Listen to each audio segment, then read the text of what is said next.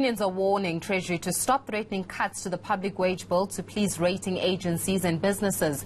They believe this move will not be enough to stave off a potential downgrade by rating agencies next year. So on Monday, Deputy Finance Minister David Masondo said government was planning to freeze wages across its operations to curb escalating expenditure. So for more on this, we're joined now by the Public Servants Association's Tahir Maeba. Tahir, thanks for joining us this evening. You're opposed to this. Why?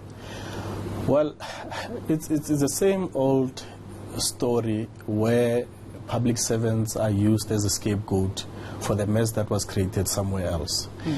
This is not a banana republic. It's not a monarch system where somebody can just announce he's going to freeze people's salaries without consulting with them.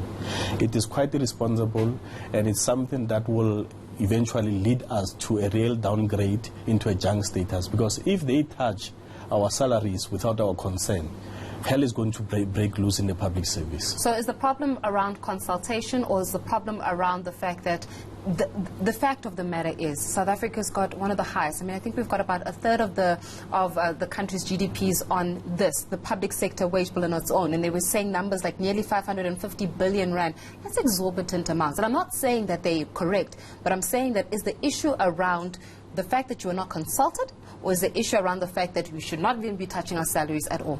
No, the reason why we're sitting in this situation is an economic problem. The economic problem is because of the economy is not growing, the government is unable to collect enough revenue to meet its obligation.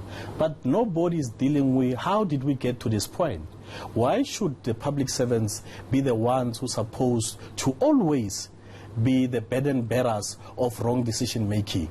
We are not saying that we should not deal with the challenges, fiscal challenges, but there's a better way of dealing with things instead of going and announcing things like this, whereas we haven't even consulted the people that are affected by that announcement. So all that we are saying is that there's many other ways to curb expenditure. One of them is to stop stealing from the fiscal.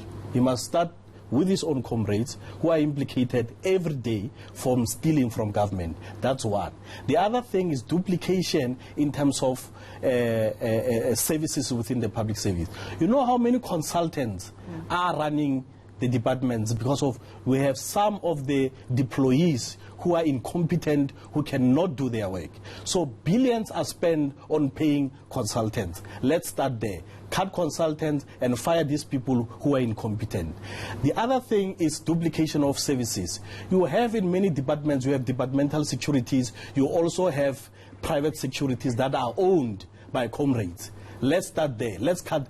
There's a lot of areas that where we can cut and reduce the expenses of the state. But to go directly to public servants, in any case, how much can you cut from the public service salaries? And where is it going to take you? It's not going to take you anywhere. Already, there's over 250,000 vacant positions in the public service. Now, where is that money going to? What did they do with all that? And these are posts that are budgeted for, that are funded.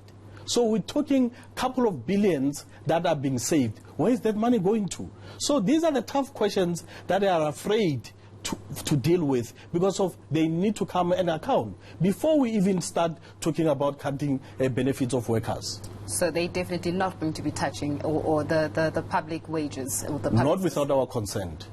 And that's where we're going to leave it. Tahir, thanks a lot for joining us.